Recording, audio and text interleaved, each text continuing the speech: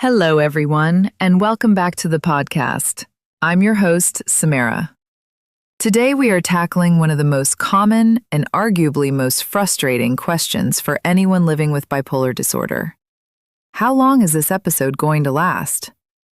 To help us find some clarity in all this unpredictability, we are joined by the expert behind bipolar-lives.com, our author, Dr. Laura.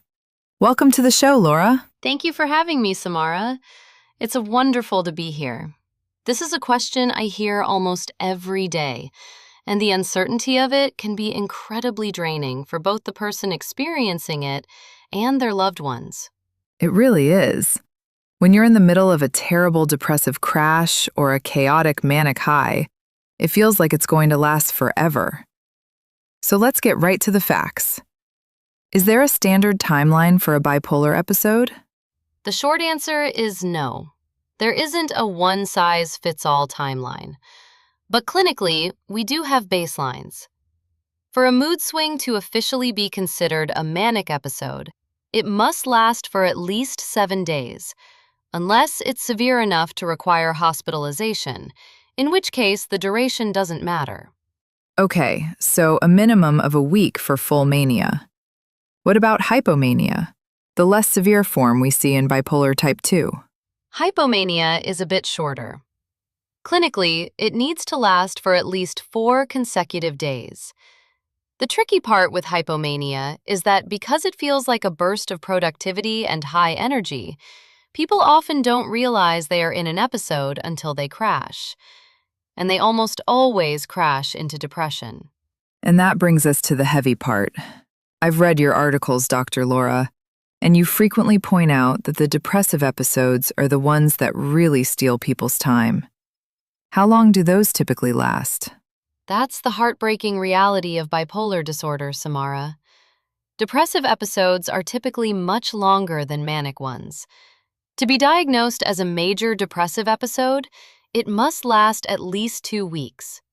However, untreated bipolar depression can linger for months. For some, it can stretch out for half a year or more. It is a profound, heavy weight. Months.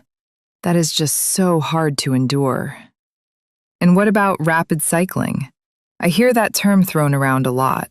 Does that mean the episodes only last a few hours? That's a very common misconception. Rapid cycling doesn't mean your mood changes from minute to minute like a light switch. In psychiatry, rapid cycling means a person experiences 4 or more distinct mood episodes within a single year. The episodes might be shorter, but they are still distinct blocks of days or weeks. That is such a crucial distinction. It's not just having a bad morning and a great afternoon. It's a systemic biological cycle. So if someone is listening right now and they are stuck in an episode, what actually dictates when it ends? 2 things: biology and intervention. Left alone, the brain will eventually burn out the episode, but it takes a heavy toll. Intervention is what gives you your time back. Medication is the primary anchor, but lifestyle choices, like strict sleep hygiene, avoiding alcohol, and managing stress, act as the brakes. Treatment doesn't just reduce the severity of the episodes, it actively shortens how long they last. So we aren't completely helpless waiting for the storm to pass. We can actively build a shelter. Thank you so much, Dr. Laura, for breaking down the timeline and giving us a sense of control back. It is always my privilege, Samara.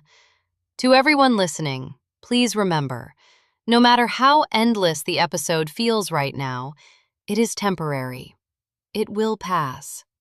What a perfect reminder to hold on to. If you want to read more about episode durations and how to manage them, be sure to visit Bipolar Lives.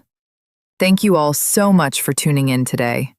If you found this conversation helpful, please like our channel and subscribe. Your support helps us keep bringing you expert advice and real-world tools to live a balanced life. Until next time, take care of yourselves.